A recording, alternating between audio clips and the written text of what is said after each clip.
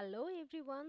আমি কিন্তু review video নিয়ে চলে আসলাম। আগের ভিডিওতে আমি বলেছিলাম যে এই হেডফোনটার আসলে সাউন্ড কোয়ালিটি বা রেকর্ডিং কোয়ালিটি কেমন সেটা নিয়ে তোমাদের জন্য একটা রিভিউ ভিডিও করব, আর দ্যাটস ওয়াই আমার এই ভিডিওটা তৈরি করা।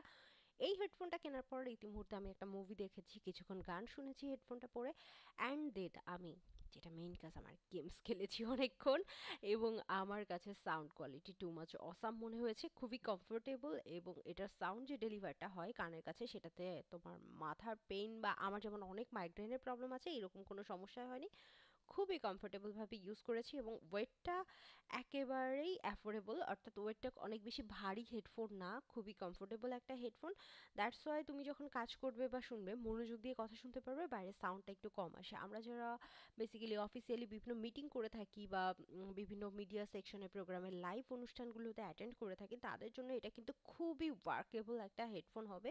আর এটার রেকর্ডিং সাউন্ডটা কেমন সেটা কিন্তু তুমি যদি আমার আগের ভিডিওটা দেখে থাকো আর এই ভিডিওটা দেখে থাকো তাহলে পার্থক্য বুঝতে পারবে, কেননা এই ভিডিওতে টোটাল কথাটা কিন্তু আমি এই মাইক্রোফোনটাতে রেকর্ড করছি।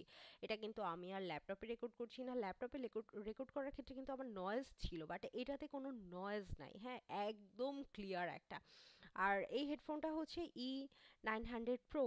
এটা আমাকে যে সাজেস্ট করেছিল তাকে তো আমি একটা বিগ থ্যাঙ্কস দিতে চাই, কারণ এটা খুবই অসাম এবং ওয়ার্কেবল একটা প্রোডাক্ট।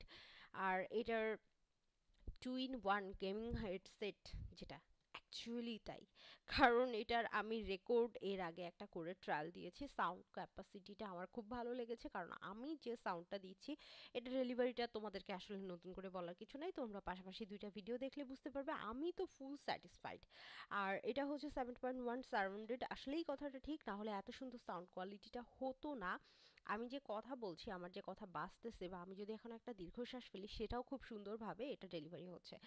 বেসিক্যালি যারা বিভিন্ন ইউটিউব চ্যানেল বা ফেসবুকের ব্যাকআপের ভিডিও দিয়ে থাকে বা রিভিউ ভিডিও দিয়ে থাকে বা স্টোরি টেলিংয়ের ভিডিওগুলো দিয়ে থাকে, তাদের কিন্তু এক্সপ্রেশন কথার মাধ্যমে ফুটিয়ে তুলতে হয়। আমি নিজেও কিন্তু এরকম কিছু স্ক্রিপ্টে কাজ করি, সো আমি জানি যে একটা স্টোরি বলছি সেখানে দীর্ঘশ্বাস ফেলাটা বা আক্ষেপ প্রকাশ করার একটা ব্যাপার থাকে।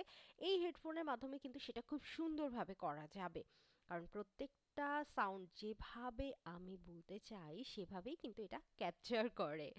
সো এখানে আরও অনেক ফিউচার, এটার অনেক ফিউচার ছিল, আর সেখানে সেন্সিটিভিটি এটা ছিল 118 +-3 dB।